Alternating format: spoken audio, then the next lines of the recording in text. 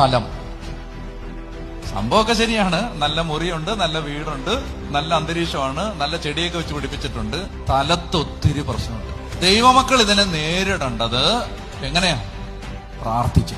കുടുംബത്തിൽ പ്രാർത്ഥിക്കാതിരുന്നാൽ നിങ്ങൾ മനസ്സിലാക്കിയിരിക്കണം, നിങ്ങളുടെ പരാജയം ആഗ്രഹിക്കുന്ന ഒത്തിരി ശക്തികൾ, അന്തരീക്ഷ ശക്തികൾ എന്നാണ് ബൈബിൾ അതിനെ വിളിക്കുന്നത്. അന്തരീക്ഷ ശക്തികൾ ഇതെല്ലാം ഈ ലോകത്തുണ്ട്. എവിടെല്ലാം തിന്മയുണ്ടോ അവിടെല്ലാം തിന്മയുടെ രൂപീകരണം, എവിടെല്ലാം പാപമുണ്ടോ അവിടെ പാപത്തിന്റെ ശക്തികൾ. അത് നമ്മളെ പുറകോട്ട് പിടിക്കും. അത് നമ്മൾ ഒരു കാര്യമില്ലാതെ വഴക്കുണ്ടാക്കും. അത് അന്ധകാരം, ഇരുട്ടിന്റെ ശക്തി, ഒരു കാര്യമില്ല, അത് വെറുതെ വഴക്കുണ്ടാക്കും. മനുഷ്യരെ തമ്മിൽ തെറ്റിക്കും. അത് വിവാഹങ്ങളെ തല്ലിപ്പിരിക്കും. അത് കുഞ്ഞുങ്ങളെ നല്ല രീതിയിൽ വളരാൻ അനുവദിക്കില്ല. ദൈവികമായ ഒരു അന്തരീക്ഷം സൃഷ്ടിക്കപ്പെട്ടില്ലെങ്കിൽ അവിടെ ദൈവികമായ കാര്യങ്ങൾ സംഭവിക്കില്ല.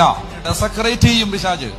അവന് നല്ലപോലെ അറിയാം സ്ഥലങ്ങളെ മലിനമാക്കുക അവൻ. അപ്പൊ നമ്മൾ ശ്രദ്ധിക്കേണ്ട ഒരു ജാഗ്രത എന്ന് പറഞ്ഞാൽ വീട്ടിൽ നിർബന്ധമായും പ്രാർത്ഥിക്കണം. ഇത് വികാരിയച്ഛന്റെ ആവശ്യമല്ല, രൂപതാമെത്രാന്റെ ആവശ്യമല്ല. അത് നിങ്ങൾ അറിഞ്ഞിരിക്കണം. ഈ ആളുകൾ വിചാരിക്കുന്നത് നിങ്ങൾ കുടുംബത്തിൽ പ്രാർത്ഥിക്കണം എന്ന് പറയുമ്പോൾ യുവമാർക്ക് നിങ്ങൾ കുടുംബത്തിൽ പ്രാർത്ഥിക്കുമ്പോൾ ഏതാണ്ട് 10% കിട്ടുന്നുണ്ടെന്നാണ് ആളുകളുടെ വിചാരം. അങ്ങനെയൊന്നുമില്ല. അതായത് എന്റെ പ്രിയ ദൈവമക്കളെ, ദൈവജനമേ, കുടുംബങ്ങൾ നിലനിൽക്കണമോ പ്രാർത്ഥിക്കണം. പണ്ടൊക്കെ വെളുപ്പാങ്കാലത്ത് എഴുന്നേറ്റ് പ്രാർത്ഥിക്കുമായിരുന്നു. ഇപ്പൊ അത് എന്തായാലും കൂട്ടിക്കെട്ടി. വൈകുന്നേരമെങ്കിലും പ്രാർത്ഥിക്കും.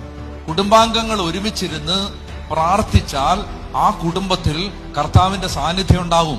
ആ കുടുംബത്തിൽ